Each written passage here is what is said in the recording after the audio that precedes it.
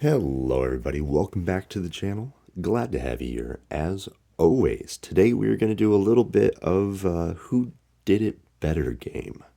As you can see, I have two separate Millennium Falcons here. And these are both MIDI scales.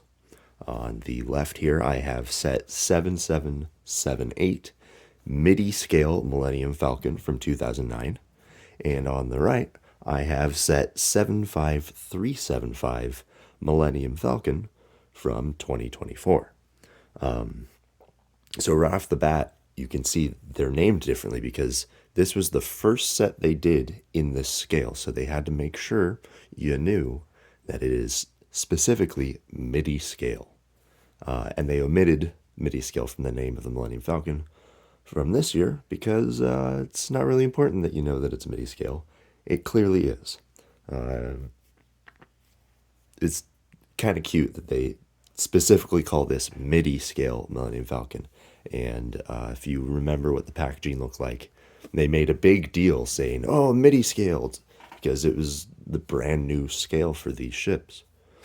You can see a big difference in size, proportion stuff, and the fact that this one comes with a stand and this one does not.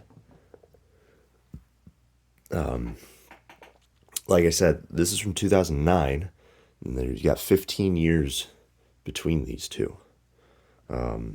Back then, this MIDI scale Falcon was built with 356 pieces, was a Walmart exclusive in the US, and cost $39.99 originally.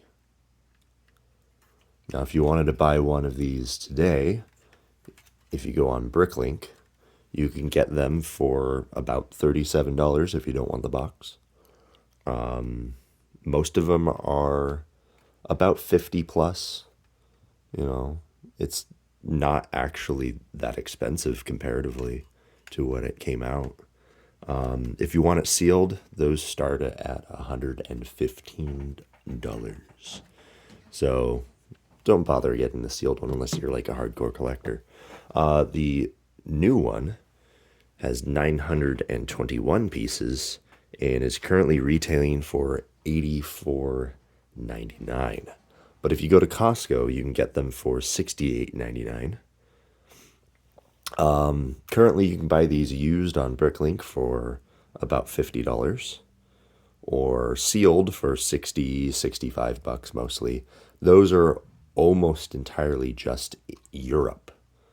If you look at the listings, way more of them are listed from Europe than the US. But then you'd also have to pay for shipping, international stuff, and it takes a while. Just go to the store and get it. Go to Costco and get it. These are really cute. I want to show you some more of this here. You can kind of tell it's a little skinny, like compared to how long it is. It's not quite as wide as it should be, and this is mostly built with layers. There's not a lot of angles except for how you make them with the plates. It's kind of thin. You do have this moving turret on top and bottom. The bottom doesn't have much to it. Just has landing gear. You have kind of an oversized, not antenna, radar dish, and it moves. These clips did not hold up well. Pretty sure they're probably cracked. Yeah, see that right there? That one's cracked. It's a problem with those. The hand parts are just so thin that they crack over time. It's a little oversized and doesn't have full range of motion. It does spin this way, but then it hits the stud there. And the location's kind of back a bit. You got printed tiles. cockpit piece. And then you do have a landing ramp, which kind of, I don't know if this is actually a feature of it or if it's just the way that it's designed, but I'm willing to believe that it is a feature because you don't really get much of an angle on that. But technically, the Millennium Falcon's landing ramp was, I believe, on the sides. Oh, sorry about that. So this is cute. It's nice. Like, it is clearly the Falcon. Then you get to this year's version of it, which kind of just blows that one out of the water. This thing is so good. The stand is detachable. You have angles. You can see this nice angling here, top and bottom. The proportions are way better. It's as wide as it should be. You got nice slopes. Everything has more detail to it. You don't have any play features though. That's the one downside. You also don't have a bottom turret because that's where the stand goes, but that's okay. You do have more details on the bottom as well compared to the first one. Let's see this.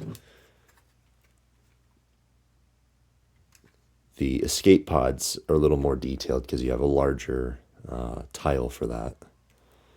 As opposed to this was just like 2 or 3 pieces. This is fully brick built section, so you get more detail out of it. These panels are a little wiggly simply because the top and the bottom ones each have just one clip as a connection point, and then they clip together. So that's how you make those, but it does give you a much better angle on that. So, you take what you can. Sort of a give and take on that. More detailed means a little more fragile. The only play feature you have is that the turret moves up and down, and you get the tile here, which is the same here, which is also the same here. So they basically just reprinted that. But you get that for the turret canopy. And then these printed tiles are basically the exact same ones as these. I think they might be, no, landing gear. I think they might be slightly darker, but they're essentially the exact same piece. So it's kind of cool that they have the same printed tiles 15 years later. You can see those are basically exactly the same. I think the black on these ones is just slightly richer. I don't know if you can tell that. In person, it looks slightly darker. And then these pieces up here are completely different, though. Those printed tiles. But yeah, each set has 3 different printed tiles. This one has a more appropriately sized dish. You can see that, but it has way more restricted movement. Honestly, I feel like it should be a little more, pop that off, a little more like that, slightly out, but I'm not sure the orientation. It's supposed to be without actually looking at a picture, but it is more proportionate. I am very impressed with the detail that they've done with this scale. And then here is the stand. This is a really nice stand. It's a really nice angle. That. And this also does come with,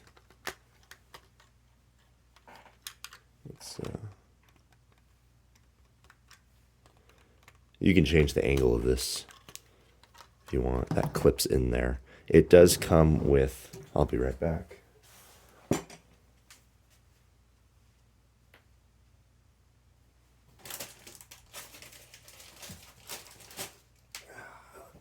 I am back. It comes with a 25 years of Lego Star Wars brick.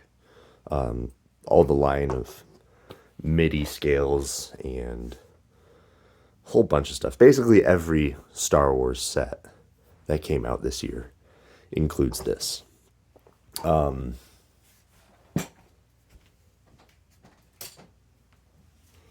One other thing is I bought 5 of these. I have been finding so many alternate builds using this set, and they're so fantastic. There's so many different variations that you can build with this. And on the next couple videos, that's what I'm going to show you. I found a bunch of mocks using this set, and you just go out, buy the set, buy the mock instructions, and bam, you get something completely different. And it's incredibly versatile. You get a really wide range of pieces. Overall, I do think this one is way better. This one just feels nostalgic though, so I like this one. But this one is definitely a much better design and execution.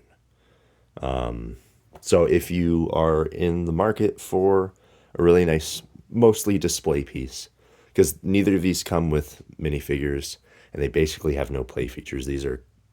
This one was sort of just, hey, look, we made it small, and this one is definitely a display intention set.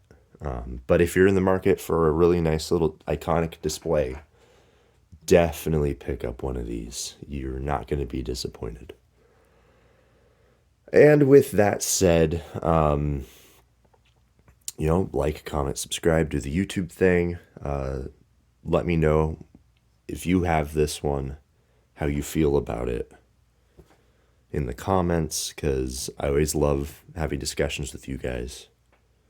And I will get back to you later with the alternate builds of this guy. And I'll see you later. Bye-bye.